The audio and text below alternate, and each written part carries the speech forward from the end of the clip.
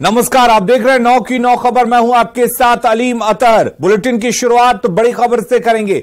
भागलपुर में एक video viral हो रहा है। यह वीडियो मारपीट का है, आप देख सकते हैं।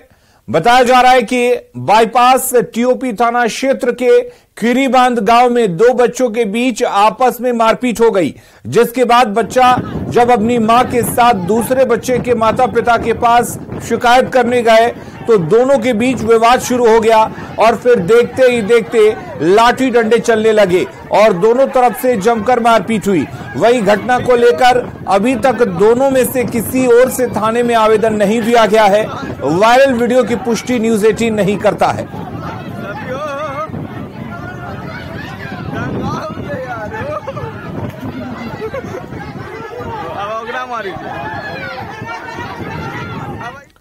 गोपालगंज पुलिस ने गंडक नदी में छापेमारी कर शराब से भरी नाव को जब्त किया है। जब्त नाव से 1108 लीटर शराब बरामद की गई है। हालांकि तस्कर अंधेरे का फायदा उठाकर नदी में छलांग लगाकर फरार हो गए। यह सफलता जादवपुर थाने की पुलिस को रामपुर टेंगराही गांव के पास मिली। एसपी ने बताया कि यूपी से शराब की खेप गंडक नदी के रास्ते लाई जा रही थी, जिसकी सूचना मिलने पर कार्रवाई की गई। गंडक नदी के माध्यम से जो शराब तस्करी हो रहा है उस पर लगाम लगाने के लिए पुलिस पूरी तरह से प्रयासरत है।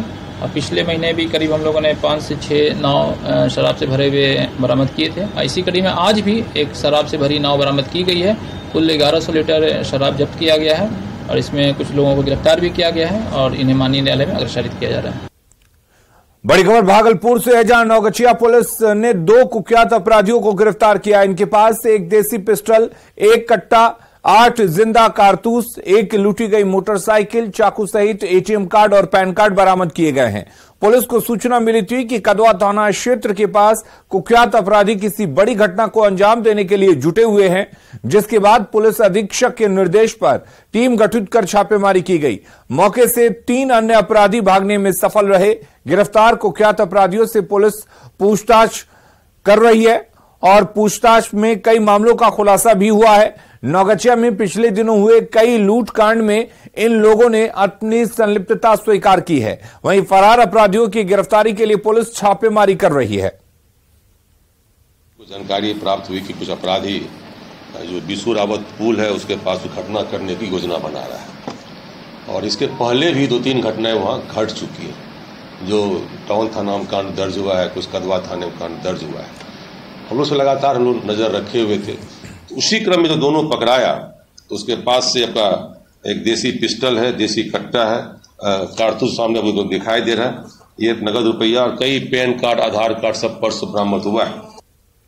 पटना के कुर्जू इलाके में पिछले 31 जुलाई को निगम पार्षद के पति और बीजेपी नेता नीलेश मुखिया को गोली मारने वाले एक शूटर की तस्वीर सीसीटीवी कैमरे में कैद हो गई है। नीलेश मुखिया को गोली से छलनी करने वाले एक शूटर ने हमला करने से पहले दुकान में जाकर मास्क खरीदा और इस दौरान उसने अपनी हेलमेट उतारी और मास्क पहना। उसकी ये गतिविधि सीसीटीवी कैमरे में कैद हो गई है। पटना के सिटी एसपी ने कहा कि शूटर की पहचान हो गई है और उसके बारे में जानकारी इकट्ठा की जा रही है। जल्द ही इस मामले का खुलासा हो जाएगा। सीसीटीवी फुटेज हम लोगों को प्राप्त हुआ है, जिसमें बीच में अपराधी दिख रहा है जो काले रंग का मास्क खरीदता है और उसे पहनता है। तो उसको भी हम लोग इन्वेस्टिगेशन लेते हुए अनुसंधान जारी करे हुए हैं और हमें उम्मीद है कि बहुत से जल्दी इसमें हमें ब्रेक थ्रू मिलेगा और हम उनको पकड़ेंगे। हजारीबाग के कटकमदाग में मुनिया देवी हत्याकांड का पुलिस ने खुलासा कर दिया है। कूद गांव की नाबालिग ने ही महिला की हत्या की थी। एसपी के आदेश पर गठित एसआईटी ने जांच के दौरान इसका सुराग लगाया, जिसके बाद गिरफ्तार आरोपी ने अपना गुनाह कबूल कर लिया। शराब पीने के दौरान आपसी विवाद से नाराज होकर नाबालिग ने ईंट पत्थर से कूचकर मुनिया देवी की हत्या कर दी थी। पुलिस ने आरोपी को जेल भेज दिया है। रांची में क्राइम की बड़ी वारदातों के बाद अपराधियों पर नकेल कसने में पुलिस जुट गई है। इसी कड़ी में जमीन के कारोबार में शामिल आपराधिक छवि के लोगों को थाने लाया गया था। वहीं अब रांची जिले में अवैध हथियार के मामले में जेल जा चुके अपराधियों की लिस्ट तैयार की जा रही है। पिछले 5 साल में इन अपराधियों में शामिल कुल 268 आरोपी को चिन्हित किया गया है, जिनके ठिकाने पर पुलिस ने दबिश दी। सभी आरोपियों को थाना लाया गया और फिर फिजिकल वेरिफिकेशन बॉन्ड भरवाकर छोड़ दिया गया। निर्देशित किया गया है कि जो भी इस प्रकार के आरोप पत्रित व्यक्ति रहे हैं, जो आपराधिक गतिविधियों में संलिप्त रहे हैं, उनकी वर्तमान गतिविधि का सत्यापन किया जाए और अगर उनकी गतिविधि अभी भी संदिग्ध है तो उनके विरुद्ध सीसीए के अंतर्गत कार्रवाई की जाए। सर्विलांस प्रोसीडिंग के अंतर्गत उनके विरुद्ध प्रस्ताव समर्पित किए जाएं, जिसमें कई प्रस्ताव पहले भी आ चुके हैं। इस मुहिम को और तेज करने का निर्देश दिया गया है, जिससे कि इस प्रकार के सभी तत्वों पर लगातार निगाह बनाई जा सके। पटना में कॉलेज के लिए निकली एक छात्रा पिछले 3 दिनों से लापता है, जिसका अब तक कोई सुराग नहीं मिला है। लड़की के घर वालों ने मेहदीगंज थाने में अपहरण का केस दर्ज कराया है, लेकिन पुलिस को अब तक इस दिशा में कोई सफलता नहीं मिली है। पटना सिटी के मेहदीगंज थाने के मनसाराम अखाड़ा इलाके की लड़की स्नातक पार्ट 1 की स्टूडेंट है, जो सोमवार को ओरिएंटल कॉलेज में एडमिशन की बात कहकर घर से निकली थी। उसके बाद वो गायब हो गई। उसका बैग लावारिस हालत में कहीं और मिला, जिसकी सूचना वहां के लोगों ने लड़की के परिवार को दी थी। घर के लोगों का कहना है कि सोमवार की शाम के बाद से लड़की से कोई बात नहीं हुई है। उससे पहले 2-3 दिन लड़की से फोन पर बात हुई थी, तो वो बहुत डरी हुई थी और बचा लेने की गुहार लगा रही थी। घर वालों के मुताबिक अगवा लड़की ने 4 से 5 और लड़कियों को अंधेरे में बंद कर रखे जाने की बात बताई थी और कुछ लोग किडनी बेचने की बात कर रहे थे। केस दर्ज करने के बाद पुलिस ने मोबाइल लोकेशन के आधार पर आसपास के कई होटलों और इलाकों में छापेमारी की है, लेकिन अब तक लड़की का कोई पता नहीं चल सका है। वो बोली 156 में कॉल आया तो बोली कि दीदी बचा लो, दीदी बचा लो। उसके बाद पीछे से कोई लड़का बोला कि फोन काट। उसके बाद उसका फोन कट गया और उस टाइम से फोन स्विच ऑफ ही आ रहा था उसका। अभी लग रहा है कि कभी ऑफ हो रहा है, कभी ऑन हो रहा है। बात हो रहा है अभी नहीं। लास्ट 31 जुलाई को ही 4:38 में हमारा लास्ट बात हुआ था। मगर सबसे बड़ी मैटर है कि लड़की हमारी गई है आपको ओरिएंटल कॉलेज में, ओरिएंटल कॉलेज से निकली है, उसके बाद से वो वहाँ से गायब है। सबसे बड़ी बात ये है। पुलिस इस मामले के छानबीन जो की है उसमें ये बता रही है कि इसमें प्रेम प्रसंग की माला देने में तुल में लगी हुई है, जबकि पारिवारिक लोग जितने भी हम लोग हैं जिसके उस लड़की के स्वभाव को जानते हैं, इस तरह का प्रसंग नहीं हो सकता है। लड़की किसी के बहकावे में आकर के या किसी भी कारण से वो कहीं गई होगी, या तो उसका अपहरण कर लिया गया है और उसके बाद से उसकी लोकेशन गोरियाहाट जो पटना में पड़ता है, गोरिया टोला में वो पाया जा रहा है। पर्सनल बात तो नहीं हुई है। लड़की की बड़ी बहन से लड़की ने कॉल करके कहा था कि दीदी मुझे बचा लो, ये मुझे किडनी बेचने की बात कर रही है, जिसकी ऑडियो रिकॉर्डिंग हमारे पास है। वो बार बार बोल रही है कि यहाँ पर 5-6 लड़की है मेरे हिसाब से, जो कि हमारे एक अंधेरे कमरे में मैं बैठा हुआ हूँ, समझा कि नहीं, हमको बंद करके रखा है और किडनी बेचने की बात कर रहा है। कैमूर जिले में इन दिनों आई फ्लू के मामले लगातार बढ़ते जा रहे हैं। ऐसे में मोहनिया के एक सरकारी स्कूल के 24 बच्चे एक साथ आई फ्लू के संक्रमण में आ गए, जिन्हें शिक्षकों ने मोहनिया के अनुमंडल अस्पताल पहुंचाया। चिकित्सक ने पूरे मामले में जानकारी देते हुए बताया कि इन दिनों आई फ्लू के मामले तेजी से बढ़ रहे हैं। इससे बचाव को लेकर लोगों को सावधानियां बरतनी होगी। दिन में 3 से 4 बार अपने आंखों को ठंडे पानी से धोना होगा।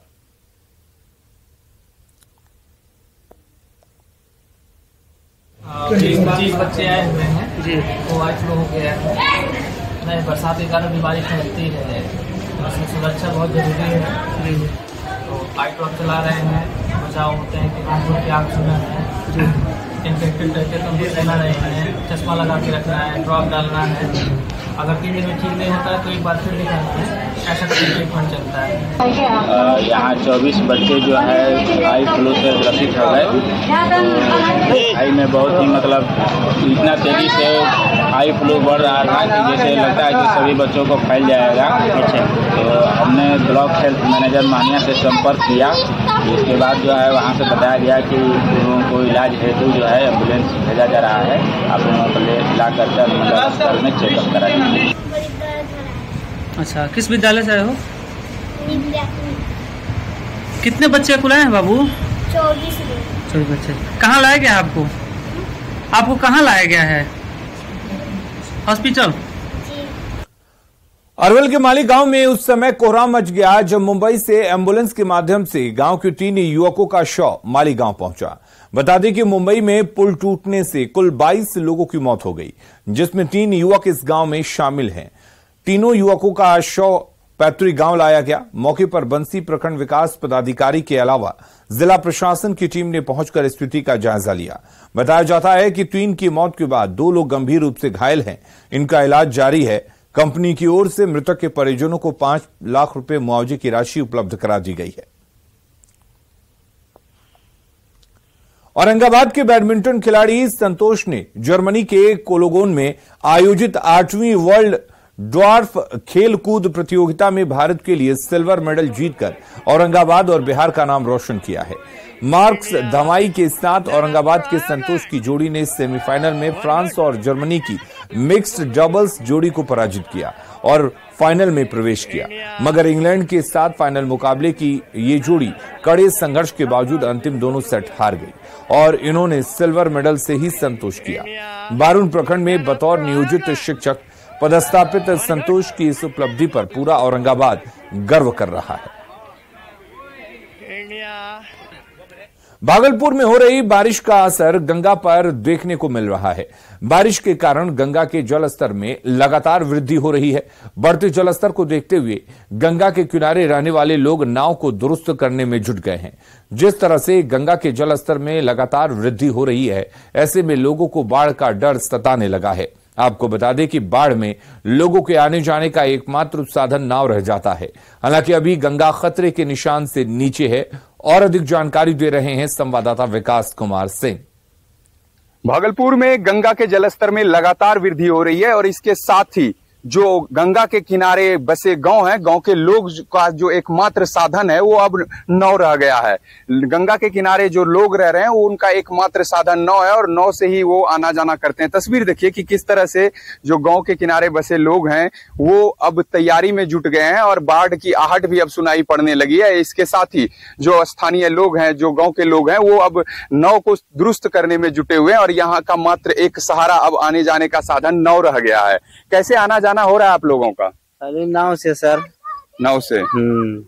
नावे से आना जाना हो रहा है अभी। तो नाव से कहाँ जाते हैं? नाव से जाते हैं उस पार जाते हैं, आते हैं इधर। तो अभी गंगा का जो जलस्तर है वो कम है या ज्यादा है? ज्यादा तो बढ़ ही रहा है, धीरे धीरे बढ़ रहा है। तब तो और अगर ज्यादा बढ़ गया तो फिर और तो नाव और दिक्कत हो जाएगा, परेशानी बढ़ जाएगी। तब वहां जाना पड़ेगा, सब डूब जाएगा। देखिए ये तस्वीर दिखाना चाहेंगे किस तरह से जो गांव के लोग हैं वो नाव को दुरुस्त करने में जुटे हैं और नाव को ही एकमात्र अब इनका सहारा रह गया है। हालांकि अगर बात करें गंगा के जलस्तर में तो लगातार वृद्धि हो रही है, इसके साथ ही जो कटाव है वो भी तेज हो रहा है, लेकिन स्थानीय लोग जो गाँव के लोग हैं वो उनका एकमात्र साधन अब नाव ही रह गया है। लोग नाव से ही आना जाना कर रहे हैं। विकास कुमार सिंह, न्यूज़ 18 भागलपुर। जमशेदपुर में लगातार हो रहे बारिश के चलते निचले इलाकों ने पानी भरना शुरू हो गया है। माइकिंग के जरिए निचली बस्तियों में रहने वालों को सतर्क किया जा रहा है और उनसे सुरक्षित ठिकानों में शरण लेने की अपील की गई है। कहा जा रहा है कि जमशेदपुर में पिछले 3 दिन से लगातार बारिश हो रही है।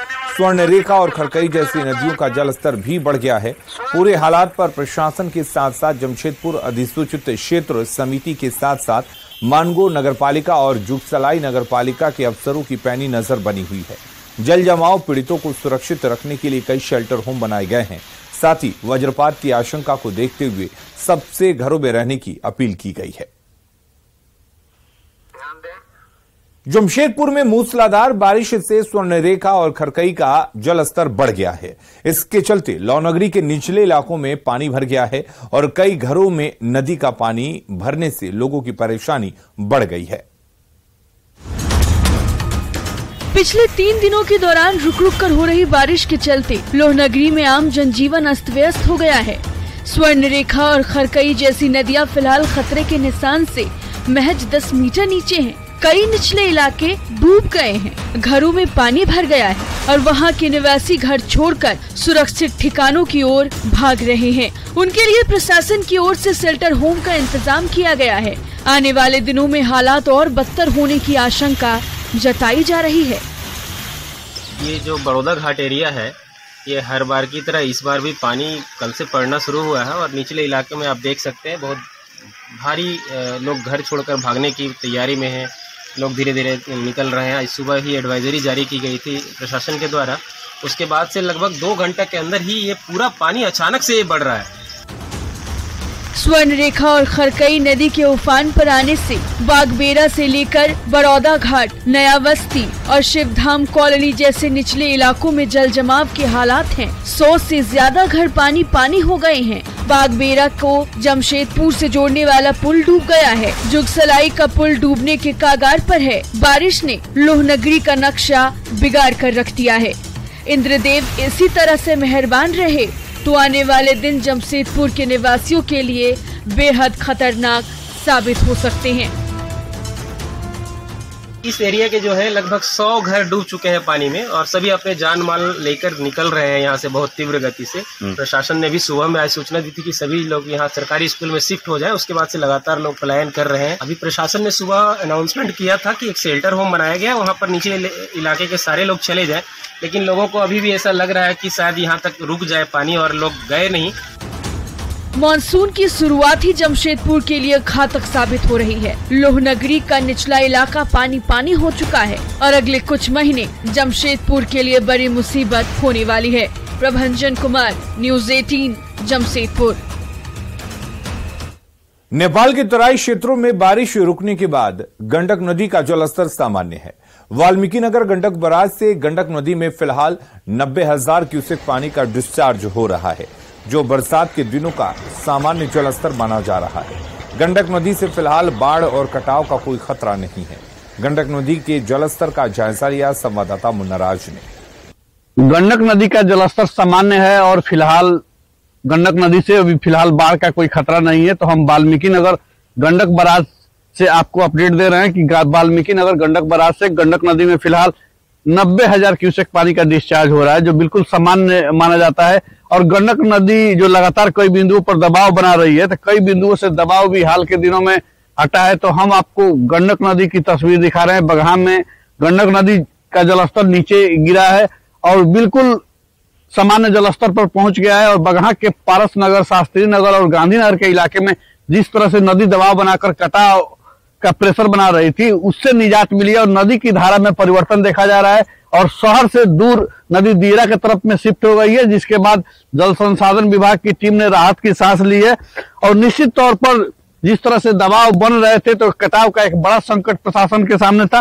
हालांकि जल संसाधन विभाग की टीम पूरी तरह मुस्तैद जरूर थी, लेकिन गंडक नदी के जलस्तर में अचानक गिरावट दर्ज की गई है और यह जलस्तर 90,000 क्यूसेक के आसपास पहुंच गया है। तो जब भी गंडक नदी का जलस्तर सामान्य होता है तो कटाव का खतरा तो होता ही है, लेकिन इस परिस्थिति में लगातार देख सकते हैं कि इस तरह से नदी धीरे धीरे नीचे की ओर चली गई है और पूरे तटबंध अभी फिलहाल सुरक्षित है। तो बारिश की नियति पे है और नेपाल के तराई क्षेत्रों में जब तक बारिश नहीं होती है तब तक गंडक नदी के जलस्तर के समान होने की उम्मीद जताई गई है। मुन्ना राज, न्यूज़ 18, बगहा। पलामू में लंबे समय के बाद एक बार फिर पिछले 36 घंटे से रुक रुक कर बारिश हो रही है, जिससे किसान के खेतों में पानी उतर आया है और धान की रुपाई के लिए किसान खेतों में उतर गए हैं। किसान खेतों को तैयार करने लगे हैं। खेतों में थोड़ा बहुत पानी लगने और तालाब में पानी जमा होने से किसानों को एक बार फिर से उम्मीद जगी है कि अब धन रोपनी हो जाएगी। हालांकि अभी भी किसान सुखाड़ की आशंका से सहमे हुए हैं। अधिक जानकारी दे रहे हैं पलामू संवाददाता नीलकमल। समय बाद एक बार फिर पिछले 36 घंटे से लगातार बारिश हो रही है और रुक रुक के बारिश होने से किसान खेतों में उतर गए हैं। मैं तस्वीर दिखाने की कोशिश करूंगा। मैं ये आप देख सकते हैं तस्वीरों में कि किस तरह से अभी फिलहाल जो किसान हैं खेत को धान रोपनी के लिए खेत तैयार कर रहे हैं, जुताई कर रहे हैं खेत का। पिछले 36 घंटों से बारिश हुई है तो थोड़ी बहुत खेतों में पानी जमा हुआ है, मिट्टी जो है वो गीली हुई है। तो यहाँ पे किसान जो है जिले में खेतों में उतरे हैं। पानी हुआ तो ऐसे हम लोग खेती चालू कर दिए जोतने के लिए। तो अभी ये क्या बना रहे हैं, इस खेत में क्या लगाएं? जोत रहे हैं, इसके बाद फिर एक बार जोताई होगा, इसके बाद धान रोपाई होगा। तो अब खेती हो जाना चाहिए। तो अभी क्या कर रहे हैं? अभी तो जोताई हो रहा है, खेत बना रहे हैं। हाँ, खेत बना रहे हैं। लेकिन क्या उम्मीद है कि बारिश होगी? इस बार भी सुखाड़ के हालात बन रहे हैं? सुखाड़ के हालात बने हैं। अब तक पर्याप्त खेतों में पानी होना चाहिए था, जो तालाब है उसमें पानी होना चाहिए था ताकि किसान जो है धन रोपनी कर सके, मगर अभी तक जो हालात है कहीं न कहीं इस बार भी सुखाड़ के हालात बन रहे हैं। नीलकमल, न्यूज़ 18 पलामू। नवादा में मौसम की बेरुखी के कारण किसानों को एक बार फिर मायूसी हाथ लगी है। जिले के अधिकांश हिस्सों में अभी तक धन रोपनी का काम नहीं हुआ है। पिछले 2 दिन हुए बारिश से किसानों को थोड़ी राहत जरूर मिली है, लेकिन 2 दिन की बारिश से किसानों की समस्या का समाधान होता नहीं दिख रहा है, क्योंकि अभी भी अधिकांश खेत सूखे हुए हैं। किसानों से बात की संवाददाता अनिल विशाल ने।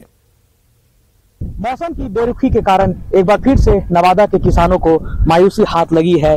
पिछले साल भी नवादा के किसानों को काफी परेशानी हुई थी। सुखाड़ग्रस्त इलाका होने के कारण वर्षा कम हुई और जिसका असर खेतों में भी देखने को मिला।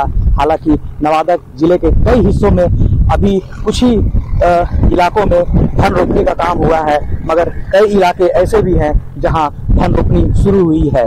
विगत 2 दिनों से हुए बारिश के बाद किसान जिसका इंतजार कर रहे थे वो जिले में देखने को मिल रहा है। 2 दिन से हुए बारिश के बाद किसान ट्रैक्टर और हल लेकर जुताई करने को निकले हैं, मगर अधिकांश हिस्से जो हैं वो पूरी तरह से खाली ही पड़े हुए हैं और यही जो है किसानों की चिंता बढ़ा रही है। क्या इस बार क्या लग रहा है आप लोग को? भैया बारिश जैसा होगा वैसा ही किया जाएगा, मौसम पे ही निर्भर है सब। सरकार का तो कोई साधन मौजूद है नहीं, और जैसे हो रही है बारिश हम लोग लगे हुए हैं अपने खेतों। और इस बुलेटिन में फिलहाल के लिए इतना ही।